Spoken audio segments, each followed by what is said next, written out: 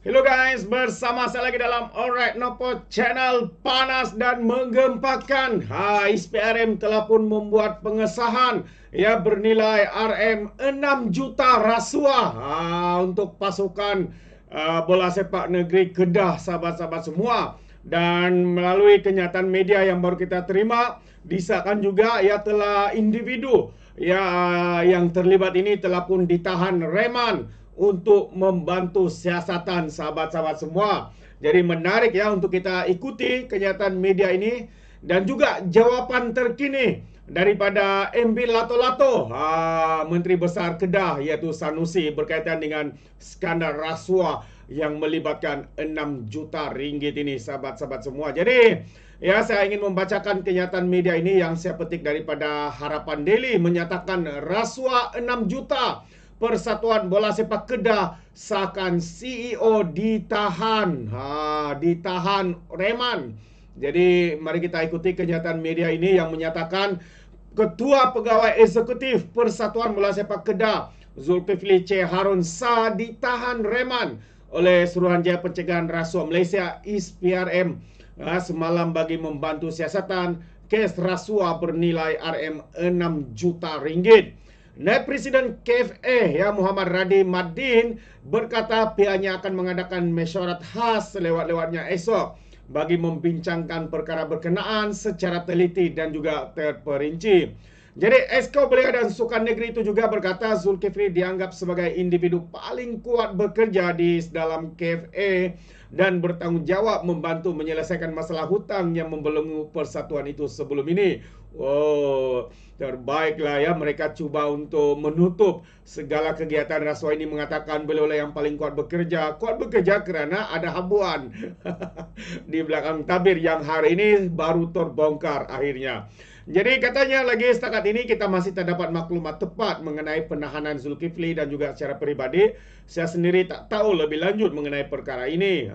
Orang buat rasuah, makan rasuah, manalah dia maklumkan seluruh dunia kan. Ya tentulah dia buat sorang-sorang. Jadi itu pandangan saya, sahabat semua. Dan dia juga berkata saya juga amat terkejut apabila membabitkan orang yang paling kuat bekerja dalam KFA, tapi kita tak tahu di sebalik itu dan kita kena tunggu dahulu laporan berkaitannya. Disebabkan itu kita perlu bagi masa untuk proses berkaitan siasatan dan siasatan berjalan dan lihat pertuduhan itu datang dari mana. Itu antara kenyataan.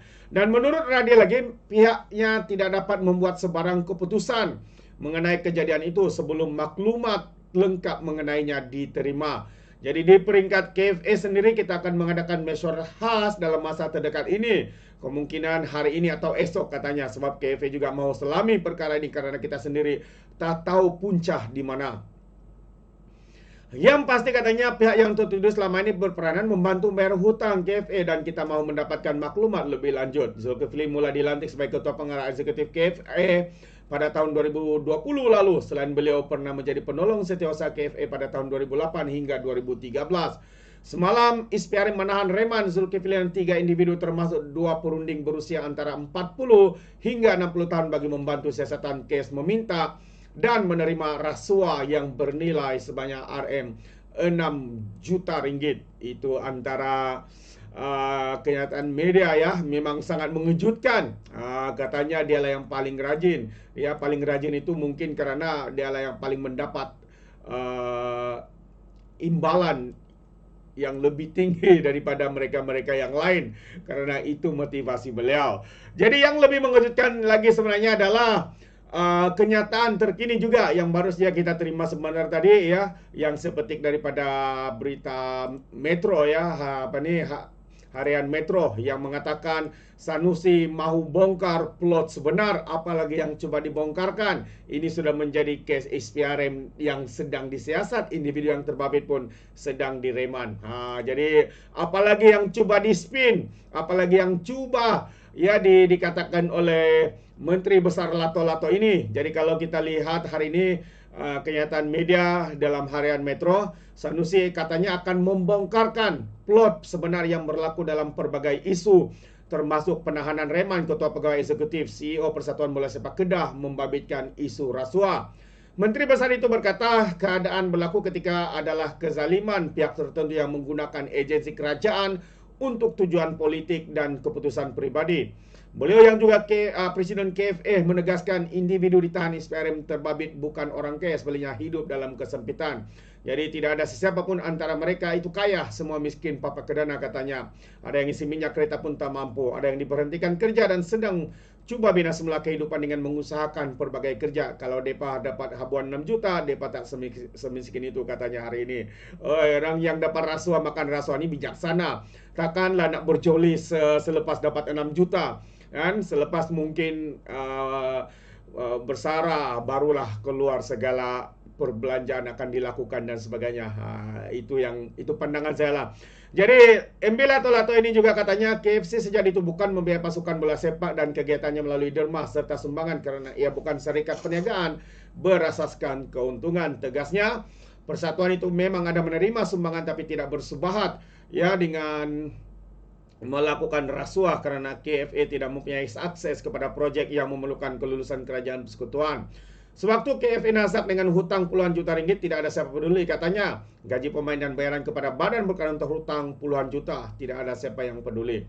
Jadi bila kita mula selesaikan sedikit demi sedikit di samping membayar keperluan semasa, ada pihak iri hati dan dengki. Ya, bila pasukan sudah diswastakan, KFA mampu tarik nafas lega katanya, tapi masih beri komitmen untuk untuk terus bayar hutang kepada pemiutang katanya lagi.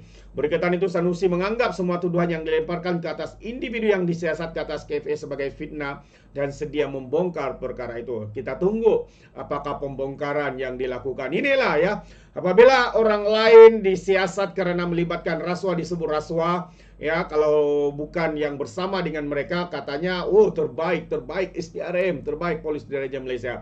Tetapi apabila individu ataupun mereka-mereka yang punya mungkin puncak kepentingan untuk mereka katakan ini kezaliman, mereka katakan ini adalah cubaan, iri hati dan sebagainya. Itu antara alasan-alasan ya yang diberikan oleh geng-geng tebuk atap ini. Jadi Sanusi juga berkata kenapa ada pihak iri hati katanya. Karena tanya mereka itulah memanglah KFA menerima sumbangan tapi tak sampai bersubahat melakukan rasuah. KFA tak ada akses kepada projek yang dibuat secara tender terbuka dan KFA tak ada penglibatan dalam projek Litar katanya. Jadi ini semua fitnah. Saya akan bongkar plot ini bila tiba masanya. Tender Al-Loja apalagi dikatakannya tender Loja dibuat secara terbuka dan diuruskan. Jabatan Kerja Raya JKA dan Pulu mendapat kelulusan Kerajaan Persekutuan. Sekarang ini dia coba memusingkan fakta. Isunya sekarang ini rasuah melibatkan 6 juta dalam pasukan bola sepak. Sekarang ini macam-macam ceritanya tentang loji air lah apa dan sebagainya. Memang hebat mereka coba memusingkan. Dan yang paling dia pusingkan sini katanya, dasar itu dibuat pada waktu Pakatan Harapan menjadi kerajaan selama 22 bulan. Tak ada campur tangan dan tak ada jalan untuk campur tangan dalam urusan tender terbuka katanya. Ini yang diceritakannya berkaitan dengan tender loji air. Kenapa tiba-tiba masuk dalam isu itu? Ya, bukannya dalam kes rasuah yang sedang disiasat oleh pihak SPRM ketika ini. Memang inilah ya kehebatan mereka untuk memusingkan segala fakta, spin fakta dan sebagainya. Jadi ya semalam juga media melaporkan Suruhanjaya Pencegahan Rasuah menahan reman ya CEO KFA Zulkifli Syahrun dan 3 individu termasuk 2 perunding berusia antara 40 ke 60 tahun bagi membantu siasatan kes meminta dan menerima rasuah yang bernilai RM6 juta ringgit. Wang rasuah berkenaan dipercaya sebagai balasan bagi membantu seorang pemilik syarikat mendapatkan tender projek pembinaan Litar Lumba dan projek mengurus, mengoperasi serta menyelenggara 5 loji takungan air di Kedah. Itu dia sahabat semua.